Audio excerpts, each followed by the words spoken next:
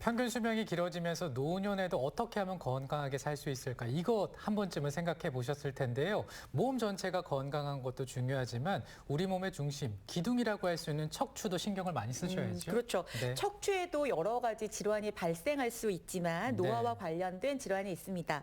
이 척추관 협착증이라는 질환인데요. 고령에 워낙 많이 발생을 하기 때문에 이 척추관 협착증을 노인성 척추 질환이라고 부르기도 한다고 합니다. 네, 그래서 오늘은요, 척추관 협착증에 대해서 자세하게 좀 살펴보겠습니다. 한의학 박사 최우성 원장과 함께하겠습니다. 어서 오세요. 네, 안녕하세요. 어서 오세요. 네, 우리가 척추, 그러니까 허리에 발생할 수 있는 질환하면 디스크가 제일 먼저 생각나는데 네네. 오늘 알아볼 척추관 협착증도 많이 발생한다. 네, 맞습니다. 네. 연세가 조금 더 있으신 분들, 우리가 중장년층으로 넘어가게 되면 일반적인 디스크 상황들보다는 척추관 협착증이라는 증상들로 병원에 내원하시는 경우가 훨씬 더 많거든요. 네. 간단하게 생각을 해보면 척추관 협착증과 디스크라는 이 부분들을 혼동하시는 경우가 많은데 아무래도 퇴행이 진행이 되면서 내 척추관이 좁아지게 되고 이 척추관이 좁아지면서 다리 쪽으로 내려가는 신경이 압박이 돼서 나타나는 여러 가지 증상들. 간단하게는 뭐 다리 쪽에 피가 통하지 않는 것 같다. 특히나 이번 같은 겨울철에 날씨가 추울 때는 다리에 피가 통하지 않고 다리가 시리다. 뭐 다리가 터질 것 같다. 아프다. 저리다. 여러 가지 신경에 압박되는 여러 가지 증상들을 가지고 오는 경우들이 있습니다. 이 부분들이 우리가 척추관 협착증이라고 얘기를 하는 거고요. 척추관 협착증을 제가 그림을 보면서 간단하게 다시 한번 설명을 드리고자 합니다. 네, 지금 보시는 화면이 사람이 누워있는 상태에서 가로 단면이라고 보시면 될 것 같아요. 네. 이쪽이 배 쪽, 이쪽이 등 쪽이고요. 앞에 있는 하얀색 덩어리가 디스크, 그리고 뒤쪽에 내려가는 이 하얀색의 덩어리가 신경이라고 보시면 될 것 같아요. 자, 오른쪽 보면 디스크가 부어오르고 뒤쪽에 있는 뼈는 좀 자라나고 옆쪽에 있는 인대들이 퇴행과 변성을 통해서 부어오르게 되면 안쪽으로 내려가는 신경이 이렇게 찌그러지게 되겠죠.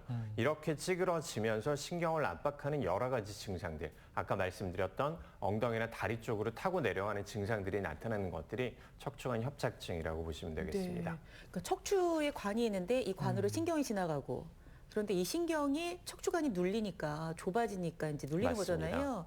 근데 척추관은 왜 좁아져요? 계속 그 상태를 네. 유지하면 참 좋을 텐데요. 네, 맞습니다. 아까 말씀해 주셨던 것처럼 척추관이 점점 좁아지는 이유는 여러 가지가 있을 수가 있을 거예요.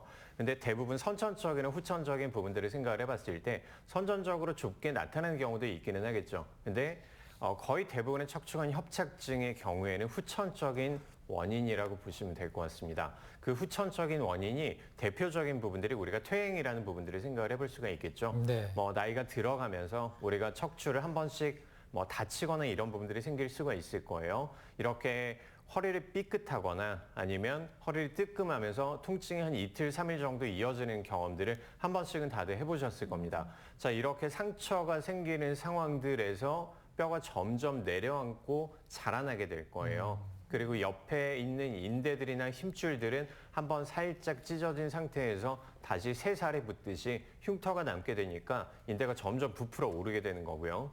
디스크는 우리가 통통한 상태에서 점점 내려앉게 되면서 뒤쪽으로 밀려나가게 되죠.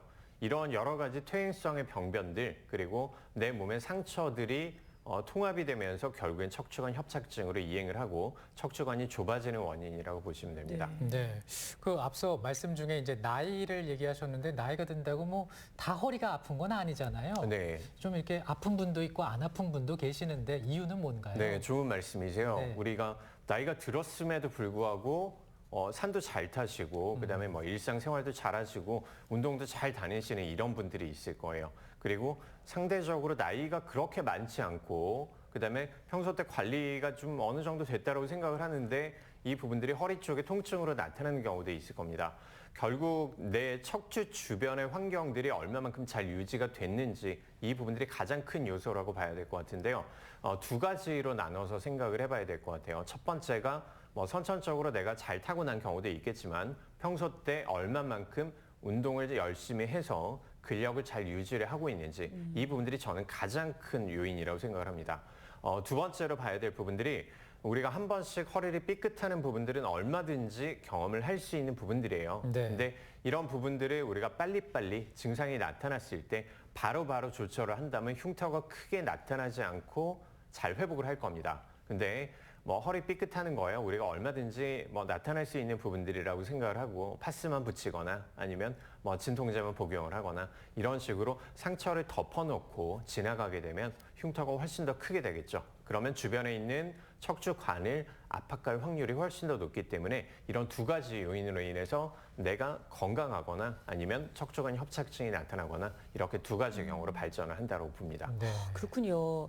척추관 협착증이 있는 경우에 허리 디스크를 동반하는 경우도 있다고 하던데 정말 그런가요? 네, 맞습니다. 방금 말씀해 주셨던 것처럼 허리 디스크랑 결국 척추관 협착증이랑 이 부분들이 아예 별개의 질환이라고 보지는 않거든요.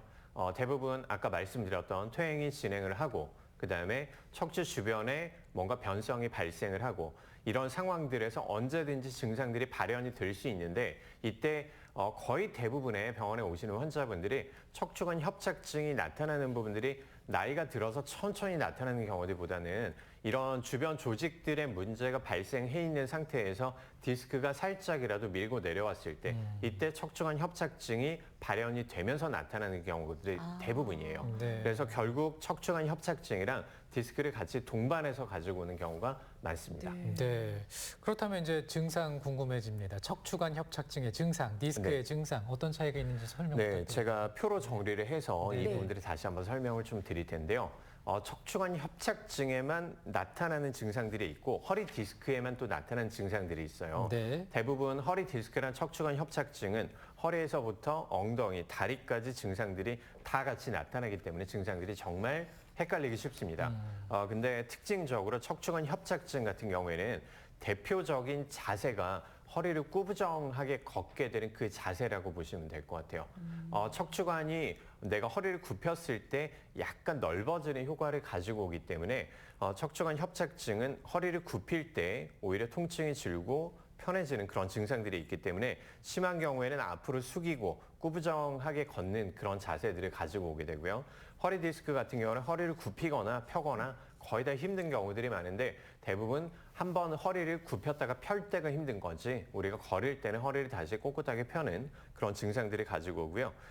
신경적인 증상들을 놓고 봤을 때도 허리 디스크는 뭐 바깥쪽이라든지 아니면 뒤쪽이라든지 내가 아프다 아니면 당긴다 이런 식의 뚜렷한 라인을 가지고 있는 것들에 비해서 척추관 협착증은 뚜렷한 신경 증상이 있다기보다는 뭐 다리가 시리다, 저리다, 그리고 터질 것 같다, 피가 통하지 않는다 이런 증상들을 가지고 옵니다. 네, 신경 증상의 차이가 있고 없고도 있습니다. 그럼 이제 궁금한 것이 어떻게 치료가 이루어지는가 이 부분이실 텐데요. 네. 저희가 병원을 좀 다녀왔습니다. 화면을 보면서 설명을 들어보죠.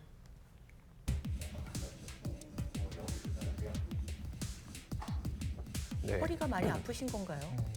네 50대 여자 환자분이셨고요. 평소 때 허리를 많이 쓰는 직업에 종사하고 계십니다. 네. 일단 허리 쪽에 상황을 보면서 어디가 지금 불편한지 그리고 신경이 어디가 눌려 있을지 이 부분들을 체크를 하는 거고요. 네. 자, 지금 골반에 보시는 것처럼 좌측 다리가 많이 짧아져 있죠. 그러네요. 골반에 변이가 생기고 그다음에 척추에 신경이 눌리게 되면 몸통이 틀어지게 되니까 저런 식으로 다리 길이에 차이가 나타나게 됩니다. 네. 자, 일단 다리 길이의 차이 그리고 골반의 변이를 바로잡기 위해서 우리가 추나요법이라는 교정요법을 먼저 시행을 하게 되고요. 추나요법 하면 상당히 시원할 것 같아요. 네, 맞습니다. 일단 틀어진 부분들이 몸에서 발생을 하면 아무래도 힘들죠. 오, 맞춰졌어요, 기도가. 네, 골반을 맞추는 부분들을 시행을 하고 나면 이제 허리 쪽을 쭉 늘려주는 네, 요추 치과의 요동법이라는 네. 추내요법을 시행 중입니다. 네, 이렇게 보통은 안쪽에 자세가 틀어져 있어서 문제가 되나 봐요. 맞습니다. 자세가 틀어지면서 내 척추가 비뚤어지게 되고요. 네. 그리고 그 비뚤어진 부분들이 고착화되면서 디스크에 무리가 많이 가게 되겠죠. 자, 그러면 어느 순간부터는 통증 때문에 또 내가 자세를 틀게 되는 거예요. 자, 지금 보시는 부분들은 신경이 아까 눌려서 문제가 발생을 한다라고 말씀드렸는데 신경근 회복술이라고 얘기를 합니다. 일반적인 약침에 비해서 안쪽으로 훨씬 더 깊게 들어가서 한약액을 주입을 하는 거고요. 자, 자, 지금 옆으로 누운 상태에서 좌측 편에 아까 다리가 짧아졌다고 말씀드렸잖아요. 네. 좌측에 있는 허리에 위치한 근육들의 밸런스가 많이 틀려져 있는 거예요. 너무 많이 당기게 되는 거죠. 자, 이렇게 침을 놓은 상태에서 움직이게 되고 이런 동작침을 통해서 환자의 허리 쪽의 기능을 개선할 수 있습니다. 네. 참, 이게.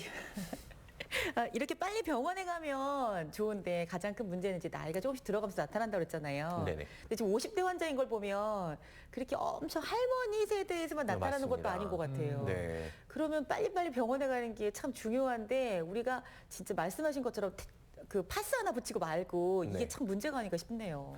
어떻게 보면 허리 쪽의 요통이라는 부분들이 우리가 살아가면서 너무 자주 일어날 수 있는 부분들이고 그다음에 이렇게 자주 일어나는 부분들이 또 금방금방 회복이 되기 때문에 간단하다라고 치부를 하면서 넘기는 경우들이 대부분이라고 보시면 될 것 같습니다. 네. 뭐 성인 남자 그리고 여성분들 중에서 1년에 한 번 이상의 요통을 경험한다라는 부분들이 95% 이상으로 나타났다는 그런 통계치가 있거든요.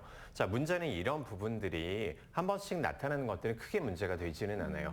이렇게 요통이 나타나는 것들은 뭐 일시적으로 충분히 나타날 수 있는 부분들이라고 생각을 할 수가 있는데 평소 때 내가 허리 쪽에 관리가 거의 없다든지 자세가 좋지 않음에도 불구하고 운동도 하지 않는다, 허리가 시큰거린다 이런 부분들이 너무 자주 일어난다든지 네. 아까 우리가 통증이 나타났던 부분들은 한 번씩 나타나는 부분들은 괜찮지만 이게 너무 자주 일어나거나 아니면 이렇게 일어나는 빈도가 그리고 횟수가 점점 잦아진다면 내 허리 안쪽에 있는 부분들에 뭔가 문제가 진행되고 있다는 뜻이거든요. 자, 이때는 가까운 병원에 꼭 내원을 하셔서 내 허리에 문제가 뭔지 그리고 내 골반이 어떻게 틀어졌는지 그리고 이 문제점들을 어떤 식으로 개선을 할 건지 호미로 막을 부분들을 이제 우리가 가르르 막는 그런 상황들이 없도록 만들어 주셔야 됩니다. 네. 내 척추가 보내는 신호, 허리가 보내는 신호에 대해서 좀 예민하게 살펴봐야겠습니다. 근데 이제 좀 상황이 심각해져서 허리 수술해야 된다 이런 얘기 들으면 덜컥 네. 겁부터 나는데 네네.